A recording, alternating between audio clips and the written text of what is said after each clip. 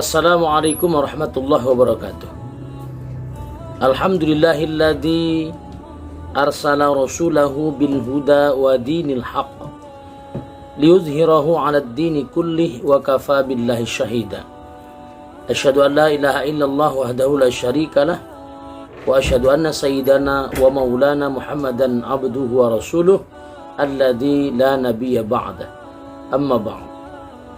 Ikhwan kiram, hadirin wal hadirat, kaum muslimin wal muslimat yang dimuliakan oleh Allah Subhanahu wa taala. Alhamdulillah, hari ini kita sudah masuk pada hari yang ke-16 Zulqa'dah.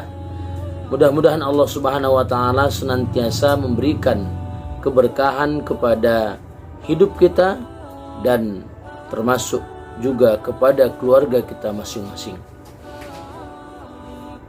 Ayyuhal kiram wal kirama, hadirin wal hadirat yang dimuliakan oleh Allah Subhanahu wa taala, salah satu sifat yang dicela di dalam Islam adalah sifat kikir. Kikir, bakhil atau pelit. Apa yang dimaksud dengan kikir adalah orang-orang yang menahan hartanya dan kemudian tidak ingin memberikannya kepada orang lain. Apakah kikir yang dimaksudkan di sini adalah dia tidak ingin membayarkan zakatnya, atau kemudian hal-hal yang berkaitan dengan persoalan sunnah dia tidak ingin mensedekahkannya?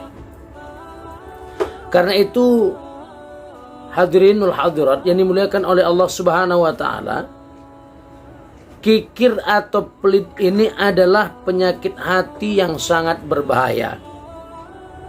Oleh sebab itu Allah Subhanahu wa taala telah berfirman dalam Al-Qur'an surah Al-Hasr ayat 9. A'udzubillahi minasyaitonirrajim. Bismillahirrahmanirrahim. Wa may yuqa syuha nafsihi faulaika humul muflihun.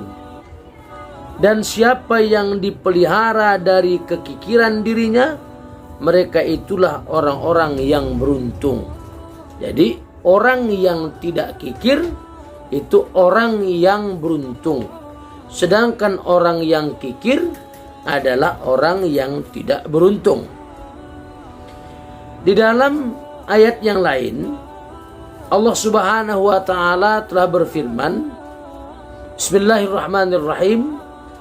Alladzina yabkhuluna wa ya'muruna an-nasa bil bukhli wa yaktumuna ma atahumullahu min fadlih wa a'tadna lil kafirina adzabam muhina. Yaitu orang-orang yang kikir dan menyuruh orang lain berbuat kikir dan menyembunyikan karunia Allah yang telah diberikannya kepada mereka, dan kami telah menyediakan untuk orang-orang kafir siksa yang menghinakan. Artinya, kikir ini sebenarnya sifat orang kafir. Sifat di mana misalnya prinsip ekonominya adalah dengan modal yang sedikit-sedikitnya dapat mengambil keuntungan yang sebesar-besarnya. Ini dalam prinsip dunia, di mana prinsip dunia tersebut dia seolah-olah menganggap tidaklah boleh orang lain mengambil hartanya kecuali dia mendapatkan keuntungan dari harta yang diambil orang lain untuknya itu. Karena itu orang yang pelit, orang yang kikir itu biasanya tidak jauh-jauh dari riba. Kenapa? Karena memang dia menghutangkan hartanya, meminjamkan hartanya kepada orang lain dengan harapan bahwa harta itu bisa berlipat ganda. Harta itu bisa berlebih dengan cara menghutangkan kepada orang lain. Ini berbahayanya. Dasar dari riba yang kemudian diawali oleh kikir itu semakin lama semakin banyak. Karena dalam pikirannya hartanya itu harta dia.